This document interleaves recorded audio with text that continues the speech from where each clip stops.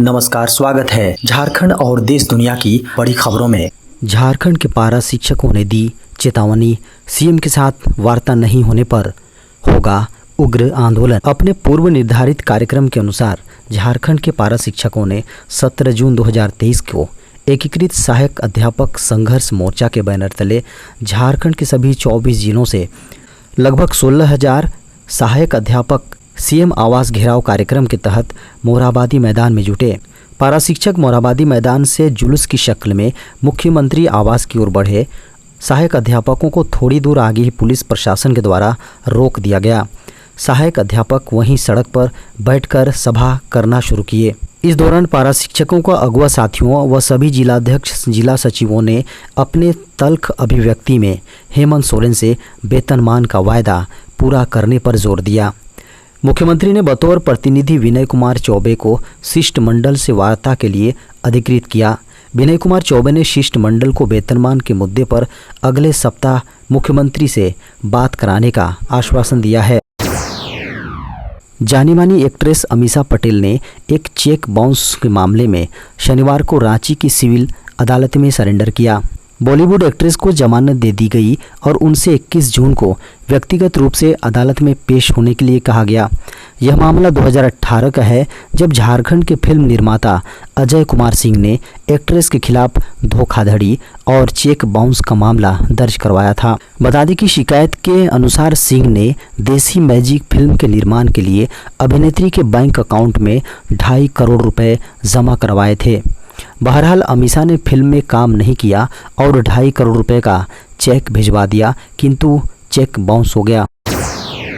झारखंड में हरित ग्राम योजना के तहत राशन कार्डधारियों को मिलेगा पौधा। झारखंड सरकार ने राशन कार्ड धारकों और विभिन्न योजनाओं के लाभार्थियों को कम से कम 2 फलदायी पौधे देने का निर्णय लिया है, ताकि ग्रामीण अपनी आय बढ़ा सकें और इस कदम से पर्यावरण की भी रक्षा हो सकेगी। सीएम सोरेन ने शुक्रवार को विभिन्न विभागों के प्रधान सचिव की उपस्थिति में जिलों के उपायुक्तों के साथ उच्च स्तरीय समीक्षा बैठक की और उन्होंने सुनिश्चित करने को कहा कि सभी राशन कार्ड धारकों और अन्य योजनाओं के लाभार्थियों को कम से कम 2 फलदायी पौधे रोपने को दिए जाएं।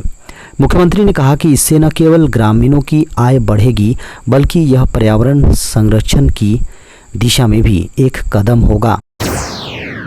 झारखंड के कई जिलों का तापमान पहुंचा 44 डिग्री के पार। झारखंड में भीषण गर्मी और लू की स्थिति बनी हुई है। जून के महीने में मौसम की ये मार ऐसी है कि झारखंड के लोग ऐसी 44 डिग्री के तापमान की मार को झेल रहे हैं।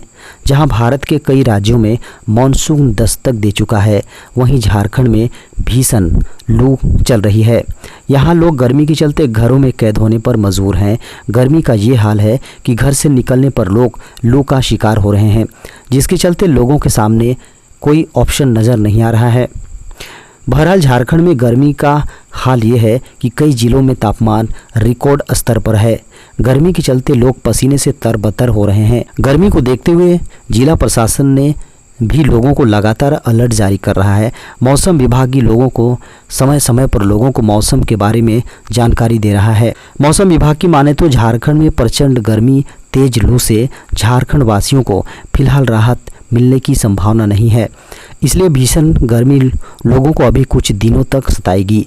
लेकिन लोगों के लिए थोड़ी राहत वाली बात यह है कि लगभग 5 से 7 दिनों के बाद लोगों को गर्मी से राहत मिलने की संभावना है।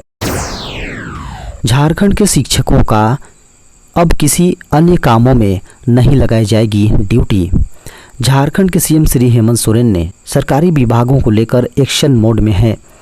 अभी 2 दिन पहले ही उन्होंने पुलिस अधिकारियों की बैठक कर राज्य की सुरक्षा व्यवस्था को लेकर बातचीत करते हुए सख्त निर्देश दिए थे। शुक्रवार को मुख्यमंत्री हेमंत सोरेन ने उच्च स्तरीय बैठक की। इस बैठक के दौरान झारखंड के शिक्षकों को लेकर सख्त निर्देश दिए गए हैं।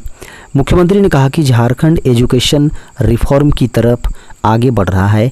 स्कूल ऑफ एक्सीलेंस के रूप में पहले चरण में 80 स्कूलों को तब्दील किया गया है, जिसको लेकर सभी वर्गों की तरफ से सरकार की तारीफ की जा रही है। यही नहीं, इन स्कूलों में नामांकन को लेकर बच्चों के अभिभावकों ने रुचि दिखाई है। क्वालिटी एजुकेशन को लेकर लोगों का सरकार के प्रति विश्वास जागा है।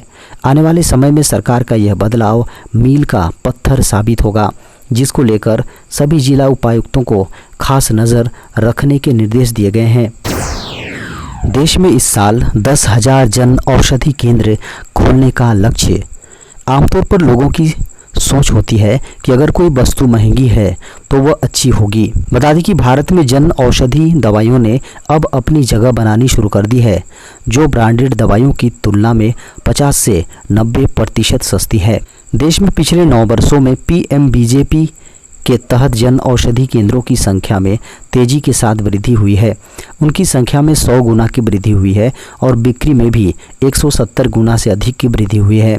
ब्रांडेड दवाइयों की तुलना में लोगों ने इस योजना की मदद से लगभग 20,000 करोड़ रुपए की बचत की है। 31 मई तक देश में कुल 9,484 जन औषधि केंद्र काम कर रहे हैं। साल के अंत तक ऐसे लगभग 10,000 केंद्रों के शुरू होने की संभावना है।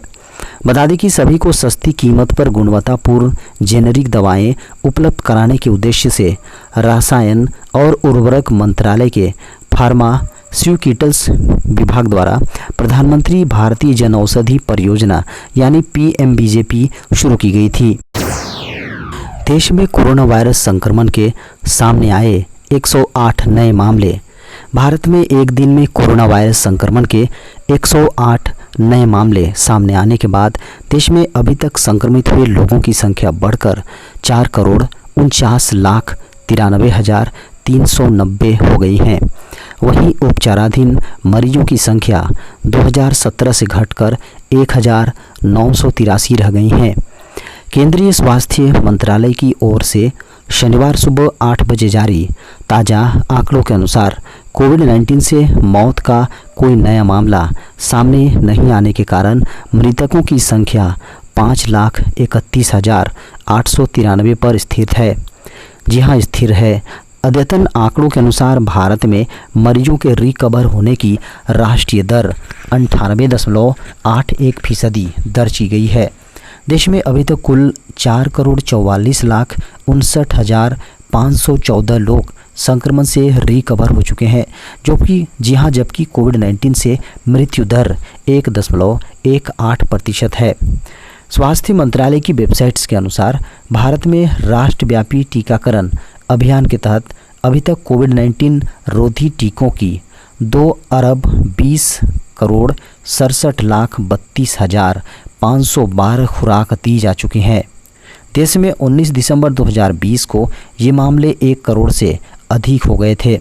4 मई 2021 को संक्रमितों की संख्या 2 करोड़ और 23 जून 2021 को 3 करोड़ के पार पहुंच गई थी। बता दें कि पिछले साल 25 जनवरी को संक्रमण के कुल मामले 4 करोड़ के पार चले गए थे। ट्रेन में सामान चोरी होने को लेकर सुप्रीम कोर्ट ने सुनाया अहम फैसला। सुप्रीम कोर्ट ने व्यवस्था दी है कि रेलवे यात्रा के दौरान किसी के सामान की चोरी होना रेलवे की सेवा में कमी नहीं कहा जा सकता, और अगर यात्री अपने सामान की रक्षा खुद नहीं कर पाता है तो इसके लिए सार्वजनिक ट्रांसपोर्टर को जिम्मेदार नहीं ठहराया जा सकता है। खबरों को माने तो न्यायमूर्ति विक्रमनाथ और न्यायमूर्ति अहसानुद्दीन अमानुल्लाह की अवकाशकालीन पीठ ने राष्ट्रीय उपभोक्ता विवाद निवारण आयोग के उस आदेश को निरस्त करते हुए यह टिप्पणी की, जिसमें रेलवे को एक व्यवसायी को 1 लाख रुपए का भुगतान करने का निर्देश दिया गया था। व्यवसायी ने जिला उपभोक्ता मंच के समक्ष दावा किया था कि एक ट्रेन से यात्रा करते समय उसकी कमर में बंधी बेल्ट में रखे 1 लाख रुपए खो गए थे और उसने अपने नुकसान के लिए रेलवे से प्रतिपूर्ति की मांग की थी। पीठ ने कहा कि हम यह समझने में विफल हैं कि चोरी को किसी भी तरह से रेलवे की सेवा में कमी कैसे कहा जा सकता है। यदि यात्री अपने सामान की रक्षा करने में सक्षम नहीं है तो रेलवे को जिम्मेदार नहीं ठहराया जा सकता है। आईफोन यूजर्स के लिए व्हाट्सएप ने पेश किया खास फीचर। इस सप्ताह की शुरुआत में व्हाट्सएप ने विंडोज यूजर्स के लिए screen sharing feature roll out किया था। अब फोटो शेयरिंग प्लेटफॉर्म मेटा ने आईफोन यूजर्स के लिए भी यही फीचर रोल आउट करना शुरू कर दिया है। WA बीटा इन्फॉर्म की एक रिपोर्ट के अनुसार व्हाट्सएप ने चल रहे वीडियो कॉल के दौरान स्क्रीन शेयरिंग फीचर शुरू किया है। iOS 23.12.0.74 के लिए नवीनतम व्हाट्सएप बीटा इंस्टॉल करने के बाद iOS बीटा टेस्टर नई स्क्रीन शेयरिंग सुविधा का उपयोग कर सकते हैं। बता दें कि यह सुविधा आपके व्हाट्सएप खाते के लिए सक्षम है। यह वीडियो कॉल के दौरान आपको नीचे एक नया आइकॉन दिखाई देगा। यह विकल्प आपको कॉल पर सभी के साथ अपनी स्क्रीन की सामग्री साझा करने की अनुमति देता है।